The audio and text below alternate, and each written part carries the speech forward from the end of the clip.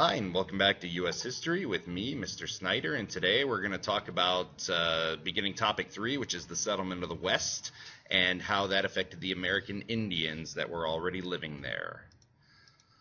So your learning targets today, we'll talk about the different ways that Native Americans and whites used the land. We'll discuss conflicts, specific conflicts. We'll talk about the Indian Wars, and we'll evaluate the effectiveness of the government's Americanization and reservation policies and what they replaced that with. So the Indians, let's take a look at how they view the land versus how whites view the land. Indians see themselves as a part of nature, and they pretty much just use the land to survive and not for profit. Whites view the land as a way to produce wealth. When gold and silver is found in the West, whites want it. And also railroads that lead west mean big business for railroad businesses.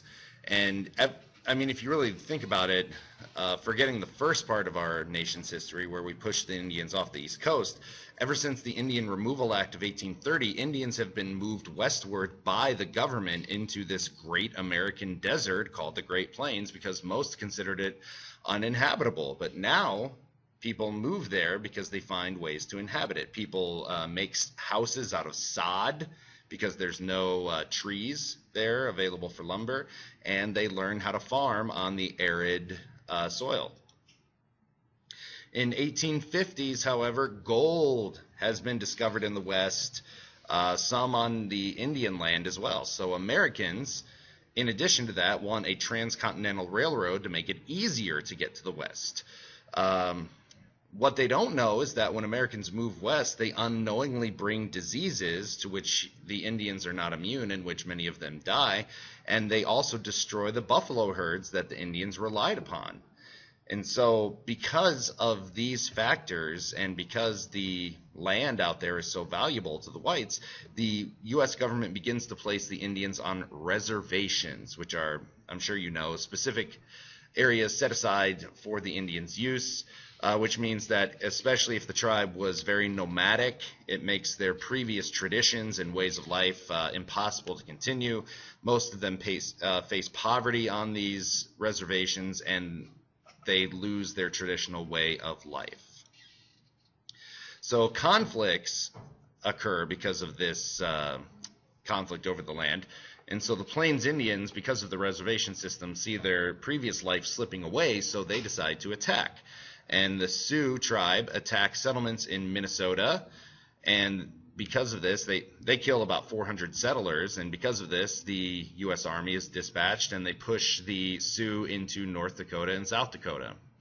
And then the Sand Creek Massacre is a famous attack because it is an unprovoked attack by U.S. soldiers on Indians in Colorado, mostly women and children because the men were off hunting. And the federal troops, after this, the Indians get together to attack even more, and then more federal troops are sent west after the Civil War to subdue these Indian tribes. The Fetterman Massacre is basically the Sand Creek Massacre, but Indians are killing whites. Red Cloud killed Fetterman and his troops after luring them into an ambush. And after this, the government sets up the United States Indian Peace Commission to study the Indian issue, and they conclude that peace will only come if Indians learn how to farm and assimilate to white life. And assimilate means we bring them in, we teach them how to be whites. They use our civilization and society. The Indians cannot live farming, and so most of them drift away from the reservations anyway to hunt. And the U.S. government finally reaches an agreement with the Sioux at the Fort Laramie Treaty of 1868 in Wyoming, and the government agrees not to build a road through Sioux territory in exchange for the Sioux living on a reservation, but eventually buffalo hunters and people searching for gold and silver end up on the Sioux land anyway and violate the treaty. The Indian Wars conclude after Indian Wars are just a series of battles throughout the Great Plains, and we kind of lump them all together. The Long Walk of the Navajos is when the U.S. forces basically destroy the homes and crops of the Navajo Indians in the Southwest to subdue them. And then once they surrender, they're forced to walk 300 miles to a reservation in New Mexico. The Red River War is a series of battles along the Red River near Texas and Oklahoma that ends up opening up western Texas, the Texas Panhandle they call it, to white settlements. And it marks the defeat of the Southern Plains Indians. And then finally, the Battle of Little Bighorn, I'm sure you're all aware of. Sitting Bull and Crazy Horse joined their tribes together to make a huge force of Sioux to try to drive whites out of North Dakota and Montana. And the U.S. Army General George Custer and his 250 men meet a group of 2,000 Indians, and every single one of them are slaughtered. The Nez Perces, I'm still not sure how the French pronunciation is of that. It literally means pierced nose in French, and that's why they got their name. But they move the Nez Perces to make room for the whites, and this is in the Northwest. And so Chief Joseph leads a band of refugees to Canada over 1,300 miles on their walk. And they stopped and surrendered to the U.S. government at the border, unfortunately, and they're forced to go to a reservation far away from their home. And then finally, Wounded Knee, or the massacre at Wounded Knee. Basically, the Plains Indians come up with a ghost dance, which is a dance done that they believe will banish white settlers from the plains and restore the buffalo and their ancestors as well to the plains.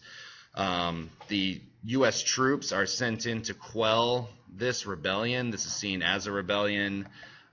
Sitting Bull is arrested after this, and they kill over 100 Indians in Wounded Knee.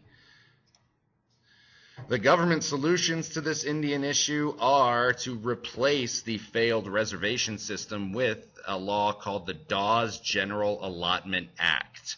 And what the Dawes Act did is each family is granted 160 acres of land to farm. Now, this was enough in the east, but with the arid soil out in the plains, it wasn't enough even to support the family, pretty much. And they also attached to this that the land given cannot be sold or transferred to anyone else for 25 years in the hopes that younger Indians would adapt to this new system of farming and this new way of life and teach it to their kids. And this would be a way of assimilating Indians into society, or adopting the practices of white society is what assimilation is. In addition to this assimilation, tribal feasts, dances, and traditional funeral practices are banned, and Indian children are sent to boarding schools put on these reservations where they are taught basically the rules, dress, and customs of white America in hopes of assimilating them into white America. So it's a very, very tragic part of American history that needs to be addressed in this class. That's why we do it. And so be sure to fill out your learning targets, and I will see you back here in class tomorrow. Bye-bye.